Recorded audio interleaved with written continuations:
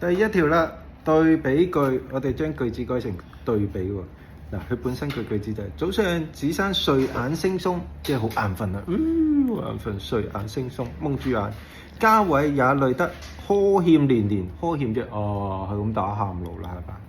兩個都好攰嘅，係咪？而家要變對比句喎，即係一個好攰，一個唔攰啦。好，子珊睡眼惺忪好攰，嘉偉咧飲咗10杯牛奶，唔係10杯咖啡，加落呢一度。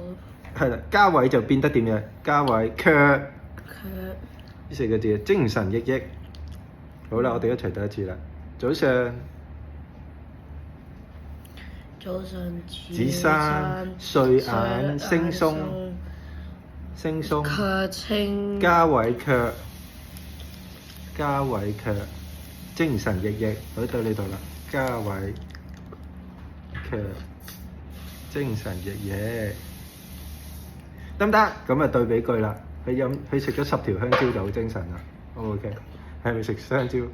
嘉偉食完香蕉咧就唔眼瞓啦，好精神學中文啦。卓然卻精神奕奕地學中文。OK， 食了10條香蕉。好，跟住第二條，校工伯伯，快啲望呢度。校工伯伯退休前身壯力健喎，退休之前大唔大隻㗎？大隻，超大隻，冇錯啦。幾年之後咧，再見到佢依然老當益壯，即係超大隻喎。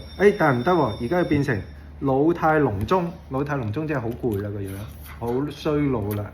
我冇企行路都冇力啦。要擺邊度？你試一次先。哎呀，得啦！快啲啊！正經啊！阻住我示範教學，快啲！好啦，呢個就係真實嘅現場嘅教學環境啦。一般嘅小朋友都係好曳嘅，佢哋係唔會乖嘅。乖嘅咧係唔正常嘅。乖嘅咧就唔使請個老師嚟教啦，乖就請個錄音機嚟教就得啦。係咪播錄音機就 OK 啦？所以通常啲小朋友要氹嘅 ，OK？ 要送聰明貼紙俾啲小朋友嘅，要送聰明星星貼紙俾小朋友。好，快啲讀第二條，校工伯伯，快啲去讀啦！